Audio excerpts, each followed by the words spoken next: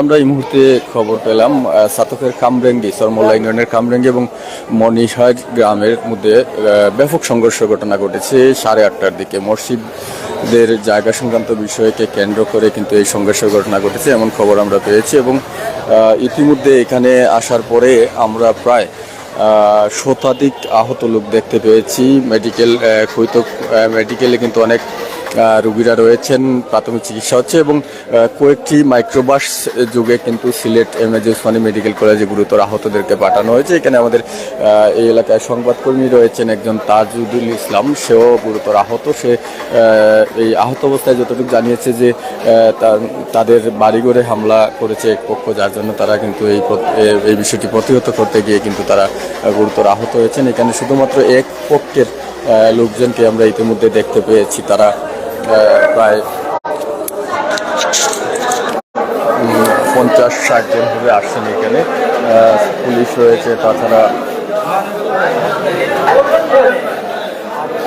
চতুর্দিকে কিন্তু আহত লোকজন দেখা যাচ্ছে। আমি যদি একটু দেখাই, মহিলা সহ অনেকেই কিন্তু আহত রয়েছে।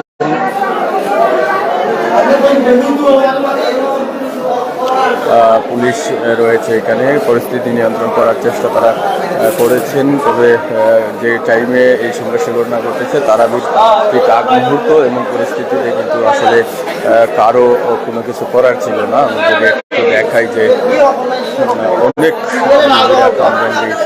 গ্রামের কিন্তু এখানে রয়েছেন প্রাথমিক চিকিৎসার জন্য। তবে 20 থেকে 25 জন রোগী কিন্তু ইতিমধ্যে পাঠিয়েছেন তারা উসমানী মেডিকেলে। তো মসজিদও গেছে নামাজে, মানুষ এই নামাজের মাঝে আক্রমণ করছে। মানে আক্রমণ করা, এরা মসজিদ থেকে বাইরেছে, এরা রান্দাদি বিভিন্ন অস্ত্র দিয়া মানুষকে আঘাত করছে। মানুষ 20 থেকে 25 জনকে সেদাইয়া মানুষ উসমানিত আছে, হয়তো মেডিকেল আছে। গ্রামের মানুষ এখনও আহাজারির মাঝে আছে, বিভিন্ন মানুষ বিভিন্ন জায়গায় লুকাইয়া রয়েছে, মানুষ বাইরিতে পারেন না। পাঠ করছে, পাঠ কইরা দুইটা গোষ্ঠী একত্র করিয়া, এই যে লালুর একটা গোষ্ঠী আছে, ওরা সবাই একত্র হইয়া বড় গোষ্ঠীর সাথে যুদ্ধ ঘোষণা করছে যে কোনো দিন এরার সাথে যুদ্ধ নিবারণ হবে না যতদিন পর্যন্ত স্বাধীন না হয়েছে। রাজাকারে কি স্বাধীন করতে চায়, এর জন্য আমরা এই আলোচনাটা করতেছি। আমরা গত অনেকদিন যাবৎ গ্রামে 5 বছর পূর্বর শত্রুতা ছিল, মারামারি ছিল, সমাধান হয়েছে। কিন্তু অনেকদিন মাঝে প্রায় 2 বছর গ্যাপ যাওয়ার পরে সাবেক মেম্বার কয়েস মিয়া উনি হঠাৎ করে আমাদের আঙ্কেল একজন সুনাই মিয়া উনার জায়গা নিয়ে মসজিদও কথা কাটাকাটি করে। তো আমার আঙ্কেলে 2 লক্ষ টাকা দিয়েছিল জায়গার জন্য, জায়গায় রেজিস্ট্রি দেওয়ার জন্য। এরা জায়গা দেয় নাই, কিন্তু মসজিদে উনি পঞ্চায়েত সহ আমাদের গোষ্ঠীর আমার আব্বা সবাইকে গালাগালি করছে এবং উনাদেরকে বারবার মার করার জন্য ডাকাডাকি করে, মারামারি করার জন্য। এই যেদিন আমাদের কোয়েস মেম্বার যে উনাকে হঠাৎ করে রাত্রে একটা আক্রমণে উনাকে আহত করা হয়েছে, জখম করা হয়েছে। তো এই আহত হওয়ার আগের দিন উনার যে সাথী পানীয় বোর্ডের একসাথে চলাফেরা করছে, উনাকে হুমকি দিয়েছে বলে টাকার জন্য মারামারি লাগে, তারা হুমকি দিয়েছে তোর ট্যাঙ্ক কাটবো। বাদে দিনে তারা আসলে ট্যাঙ্ক কাটা হয়েছে এবং আরও শরীরে অনেক জখম হয়েছে।